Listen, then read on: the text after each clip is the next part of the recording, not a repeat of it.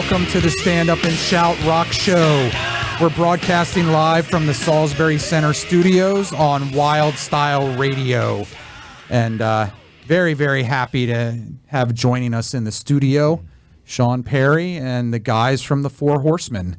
So on our second episode, we had Sean on talking about the show that is actually tonight here from the Salisbury Center. And we'll kick it over to you, Sean, and let's introduce the rest of the band. Sean Perry, I do the James Hetfield of the band, so rhythm guitar and lead vocals. Luke Kunkle, I play the Kirk Hammett role, so everybody can rip on me later. Alec Wolf, I do the bass guitar, Cliff and Jason. Drew PenCook, drums, and covering Lars's stuff. Great. There you have it. Not easy stuff to cover. No.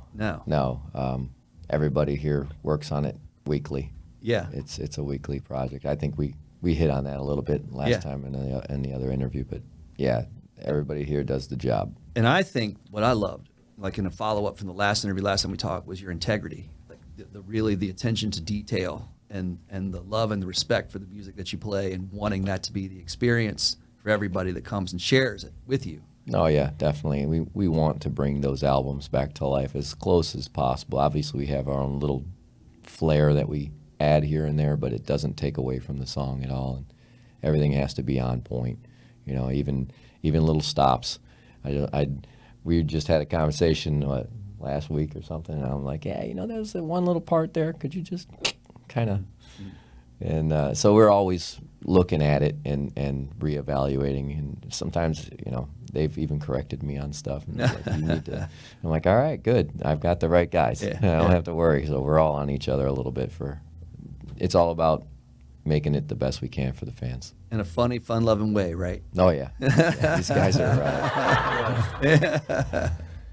So when we talked during the first interview we did with you, you were mentioning that you guys were getting ready to kick off a run of shows, and so couple dates into that, how are things going with the audiences and the event, the gigs to date? The crowds are growing. It's incredible to see how many people are turning out to these shows now, and we've only been seriously touring since right before you joined, Drew. I think it was 2018 when you got probably in. 4 years, 3.5, 4 years. With Drew, and it's lit up from, I don't even know how, 2018, so 8 years, no, even more than that. It was 2007. My math is really good. 2007, but we really didn't, it was a bar band back then. We really didn't play much. The other guys that were in the band were in multiple projects, so we would give it like 5 to 8 shows that first year, then it was like maybe 10 shows the next, so it really wasn't this band. This was a rebirth. Once we got Drew, everything just kind of went up tenfold, and from there we had offers to go over to Europe and start making things happen when the COVID thing kiboshed everything, and I lost 2 guys, and then these 2 guys, Alec and Luke, just came out of nowhere, really. And I do mean nowhere, because it's Indiana, Pennsylvania now. I actually reached out before around Christmas, and this guy here snubbed me. Snowballed him. Yeah. We had a situation. Guitar player had left abruptly, and I had shows on the books 2 weeks out. And my buddy Curran Murphy, who toured with Annihilator, Nevermore, world-class musician, shredder guy. He loved Metallica, loves AC/DC just like me, and he was like, I can get this done for you if you need it. And I'm like, I need it. I don't want to cancel these shows. Sure. So at that point, I was like, all right, we got Kern. We're good. And he's over here sending, hey, I'm interested in, and I didn't even respond to him. So it was kind of funny, because I thought, he sent us his, about, what was it, not even a year later? Maybe a half year later? Yes. Well, 6, 7 months. 6, 7 months like go that. by. Then he came crawling back. They always do. Like an ex-girlfriend. At least you responded when he he was came like, back. we broke up 6 months ago, Wayne. So he sent some videos, and you got to tell him the story, because when he sent the videos, I was like, this guy can play. but I think he's going to kill us. Yeah. It was, I mean, like, seriously, he's going to come here and murder us. So tell him why I thought that. It was pretty ragtag, my setup on how I was doing my audition videos, because I was under the understanding that, well, other guys were sending him in and he was filtering through, so I was, you know, in a race against the clock. So I'd come in from work, try and learn these solos the right way. I knew most of them, but not the whole way, so I'd cram them. And then it was finally time to film. It was like 1 in the morning, and I'm trying to do it. I had a mic stand with, you know, like this command Velcro strips. So I have that on a mic stand. Then I'm just filming it with my cell phone, so it's like top down, kind of. And I have that on the back. Well, it kept wanting to fall off, so the whole time I'm playing, I'm staring at it, making sure it's not going to fall off, because it already happened to me like 2 or 3 times. And I never even rewatched the video, just held it up like in the hard section. I'm like, oh, okay, yeah, I got it. You know, I'm sending this over. He And sends it after over. we got buddies, he let me watch it. I I he felt sends bad. it I should over. just send him like an MP3 file or something. It was so funny. He sends it over, and I go, Drew, we let's go out, have a beer. I want to talk to you about a couple of guys that send in tapes, right? And we're sitting there, and he's like, dude, he's got it. And I was like, but look at those eyes. I think he's going to kill us. Like, I don't think I want to have this That's guy. what they went out to dinner for, discuss where they were going to relocate and change their names Yeah, to. like, this guy's on to us. Something's wrong. I was So, giving like the death glare. yeah, to we the were looking at it. camera. He's like, well, maybe he's crazy, but he can play. And I'm like, I don't know if I want to bring this guy in, though. Might be our last meal. So it was funny. It was really funny. And then he said he had a friend that was playing bass and could sing. And so we brought Alec out to audition, and his was hilarious, too, because he wasn't really into Metallica like Drew and I. You know, he's younger, you know, and he had a lot more varied tastes, and Metallica was one of those things, but he wasn't like a hardcore guy. So we were in practice with those guys, and one day we were talking about Justice for All and Harvester of Sorrow. He called it Harvester of Faith. So We bust up laughing. Drew's like, works. this guy, he's not into Metallica. I was like, he's fired already before he starts. so what kind of music were you into? What was some of your influences? I'm really into a lot of old school heavy metal and like classic rock, 70s, 80s stuff. He's Maiden, man. He's a Maiden, Yeah, man. anything from like Deep Purple, like classic rock stuff. I played in a lot of cover bands doing a lot of classic stuff, and a lot of like old school heavy metal like Savatage, Dio, Yngwie Malmsteen, You stuff got like the that. Heaven and Hell T-shirt on, so Yeah. definitely Dio is the man. Yeah, so it's it all started coming together, and you know, Drew's probably had the most success out of all of us. I mean, you can tell him your story if you'd like to fill him in on a little bit of your accolades. I mean, not to talk about it too much, but 2015, I got into doing studio work for TV commercials. And 2015, I won an Emmy for a TV commercial I played drums on the music for. So at that point, I'm coasting along just with this plush studio career, and I get the call from Sean, you know, for the Four Horsemen. And of course, oh my God, I couldn't turn down playing old school Metallica.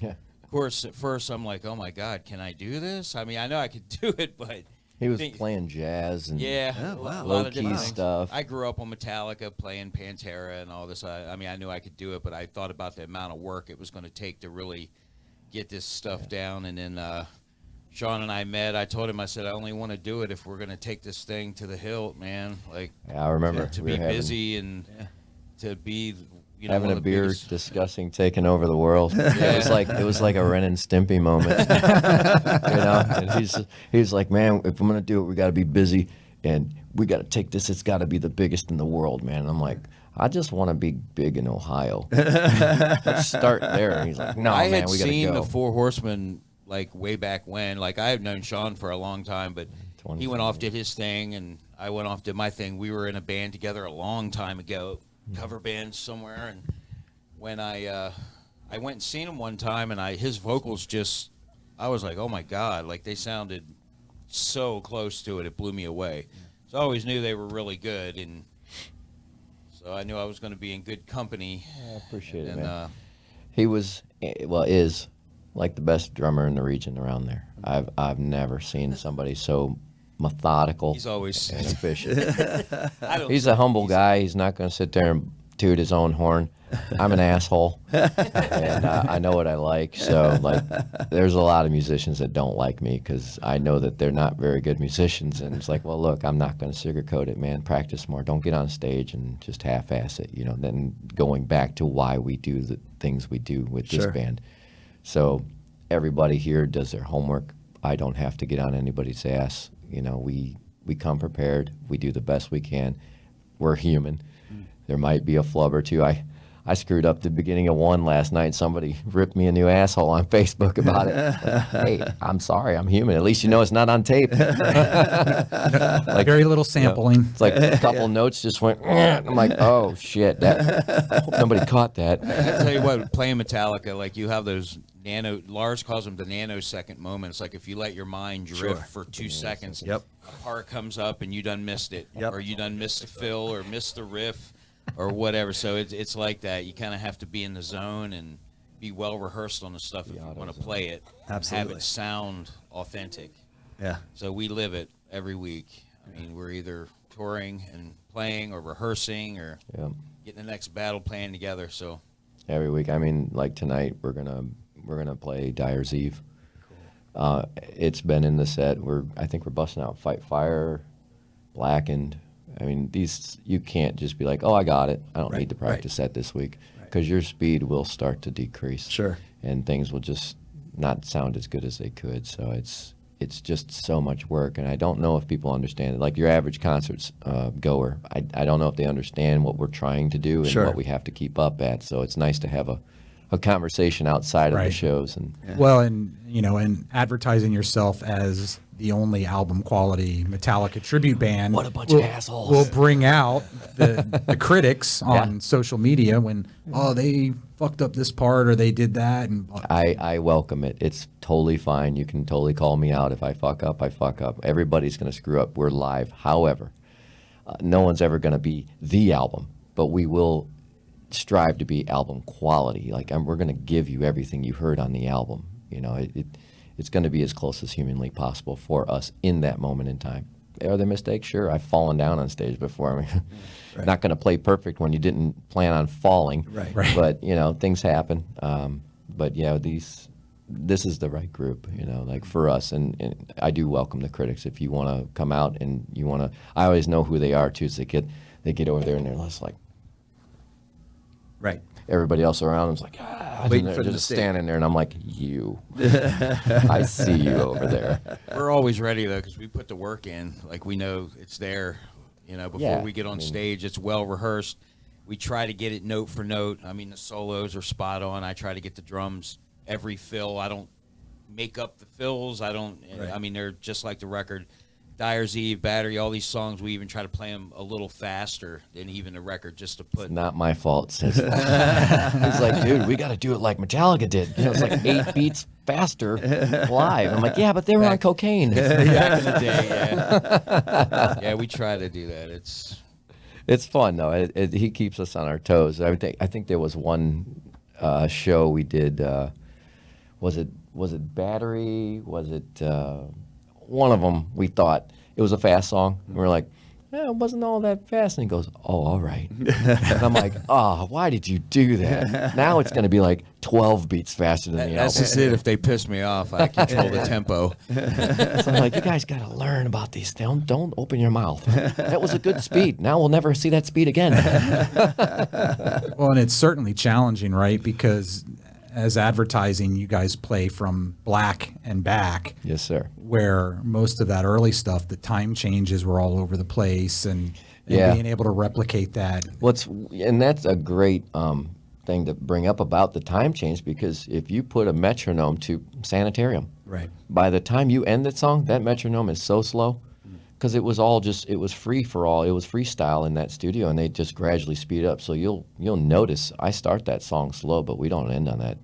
It's just so hard to emulate it. You gotta feel those tempos. Sure. That's what makes it. It's like a weekly thing. You gotta just make sure you're still in that zone. Are we still there, or did we ruin the tempo? Was it too fast? Was it too slow? It is too, changing from tempo to tempo, and other than the time signatures on a lot of stuff like Injustice for All, where the time signatures are all over the place, it's capturing the feel of the song too. Like Metallica has a vibe and a feel to it, and we try to get that sway in there. It's got a swing and a sway to everything. He calls it the Lars slosh on the hi-hats too, because there's a certain style of audio that you'll hear from those hi-hats. Are they tight? Are they sloshed out? Are they wide I open? studied his drumming for a while just to get in his head, and I studied his hi-hat hand, his snare hand, and what he does. His kicks are a little behind the beat. It's just to try to really get that heartbeat. And we get a lot of compliments about how people close their eyes and they go back to that moment, and that's what we like to hear. Yeah. And then, not to exclude either of these guys, they are not slouches. And I mean, this has been the first time in years I've had a bass player that actually plays with their fingers, I noticed that during sound check warming up. I'm like, he does it just like Cliff. For the Jason stuff as well. He doesn't grab a pick. So, I mean, it's, that's hard because he was really tight. It's like an Ellefson versus Burton, Megadeth being so tight and precise. And he has to do that for like Black End and all the, the Jason stuff. So tough capturing the Jason Newstead tone with a pick, so I really got to smack the string to get that tone to come out. So it's fast and hard at the same time. Yeah. That's what she said. That's the way it's supposed to be. Proper. Hey, Jeff, how's your pucker factor going on this? Jeff has been puckering all night because of how precise you guys are, and he's worried, getting nervous. I got to open for you guys. That's why I'm dressed like this. And we were talking a little bit before walking in here. I kind of left playing music for a little bit, and I'm coming back to it again. So getting back into it again and coming into that level of perfection, that being that tight and wanting to get to that place. I'm like, I listen to you guys. I'm like, damn. You can tell Jeff's being quiet. Right? He's getting a little pucky. Yeah, Right. Normally Jeff is not quiet at all. Half hour, baby. Don't think I'm not looking at that clock and knowing what's about to happen. It's like, can I have your beer? Nah, it's all good. Don't worry about it, man. Just get up there and give it everything you got, because that's what it's all about. It's, sure. Giving it to the fans, letting the fans have a good time and decide what they like. And I think all of us as musicians want that. Right. But you have to work for it. You are not entitled. Right. For them to clap. Right. I always keep that in the back of my head. It's like, even if they are standing there with their arms crossed, it's my job to make sure they have a good time tonight. Right. Our job. So, you have anything to say there, Magic Fingers? No. Believe it or not, for once in my life, I don't have something to say. He's a riot.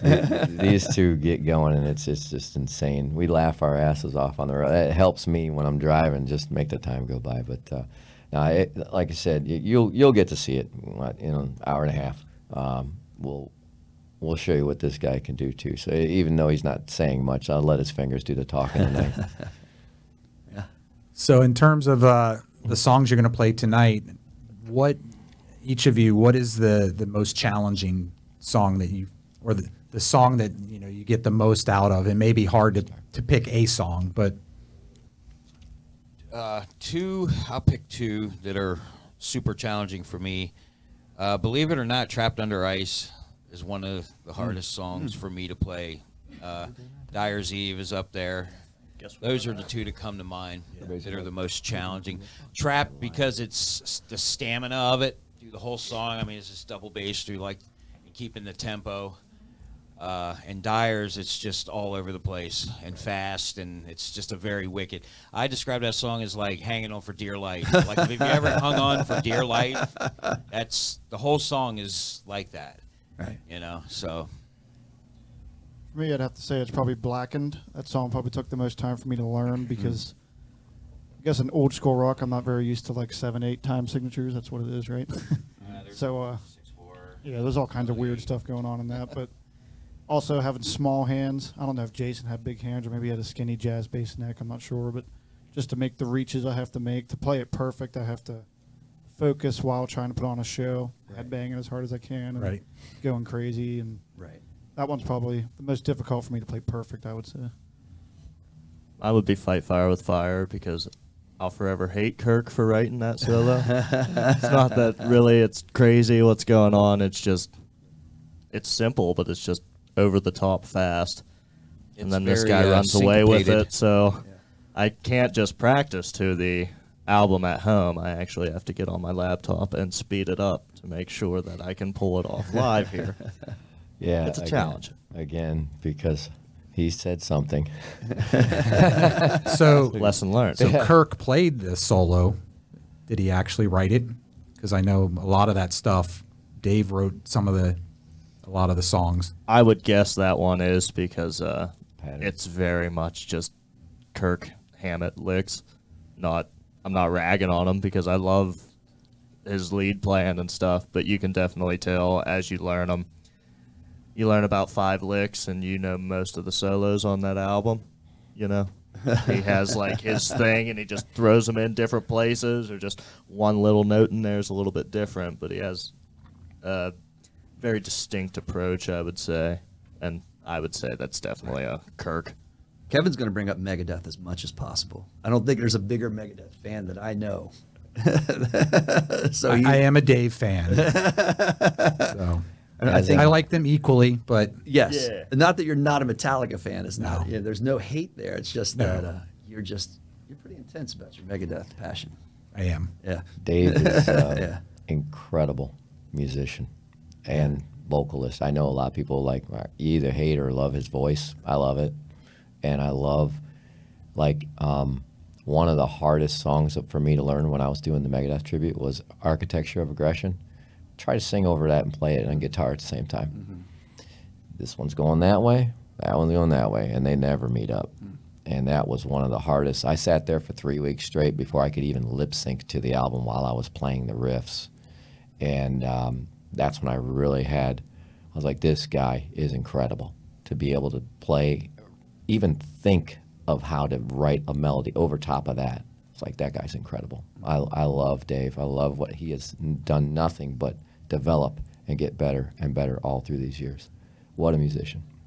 So, but as far as my two, Fight Fire is very hard for me. I don't tell a lot of people this, but my elbow here is all messed up. I have I ripped the tendon off when I was 14, and now it's all, as you can see, it's kind of all bubbly and whatnot. I've got degeneration of the joint, arthritis, bone spurs, and my doctor, they did surgery on it, didn't do anything. It actually got worse, and they said that it's just going to keep deteriorating, and at some point you're just not going to be able to use your arm very much anymore.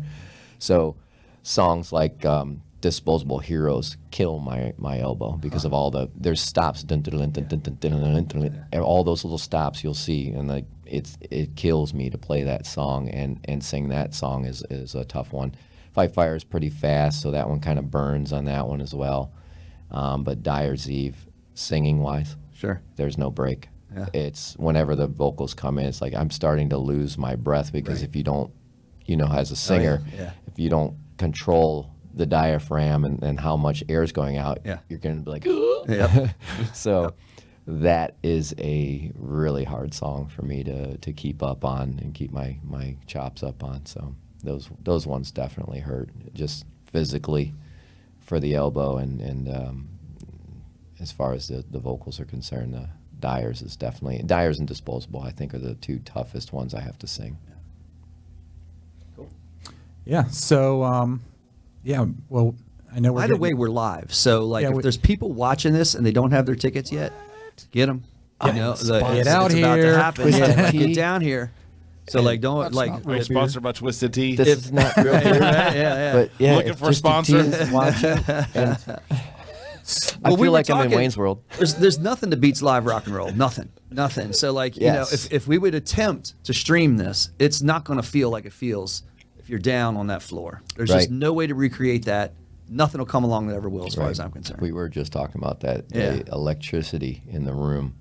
I have, everybody here that's watching this right now, eating Doritos, Yeah. getting crumbs on their shirt, and then they go and they watch Queensryche from 1989. Yeah.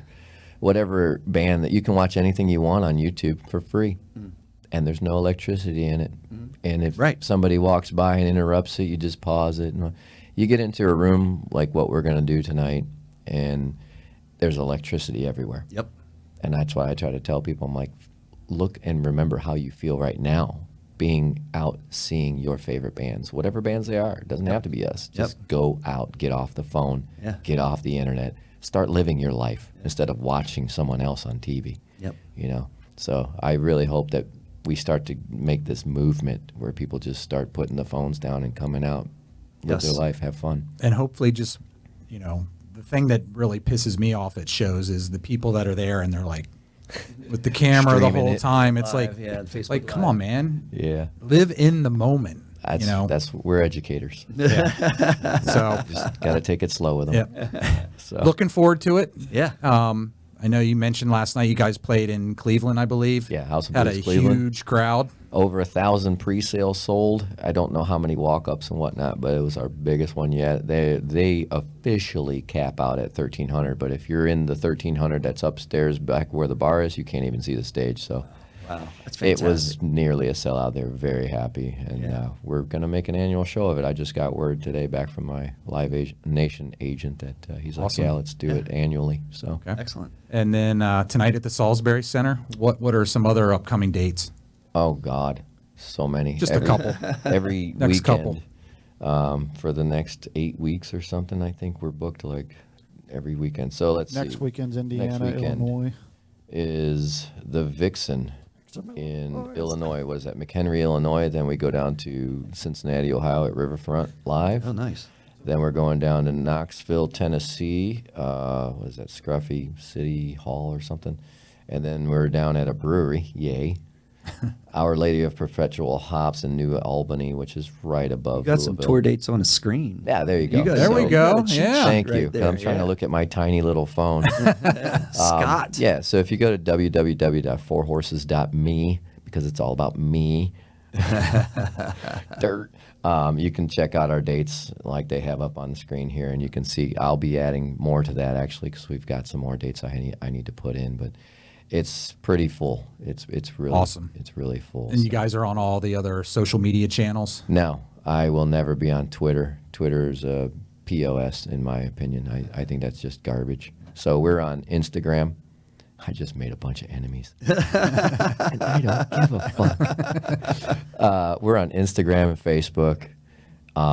Reverb Nation, but I really don't do much with Reverb. Bands in Town. Okay. Very active on Bands in Town. It's just I wear all those hats, and I don't have any help, and I don't want to be on all those stupid social medias. Live There we in the go. real world. I think it's a means to an end, and the end is the live show. Yeah, That's it. So go Yeah. if you really want to know where we're at. Yeah. Go to our website and click the tour tab, and there you go. Yeah. Don't worry about me on Facebook and all that crap. So Awesome. Well, we're looking forward to the show. Thanks for stopping by, spending a couple minutes with us, and we're gonna head out because the show's getting ready to start. all right, brothers. Thanks. Thanks a lot. Yeah, thanks This for is having us. the- Appreciate it. Thank you. Absolutely. Thanks, guys. Yeah. Stand Up and Shout Rock Show on Wild Style Radio.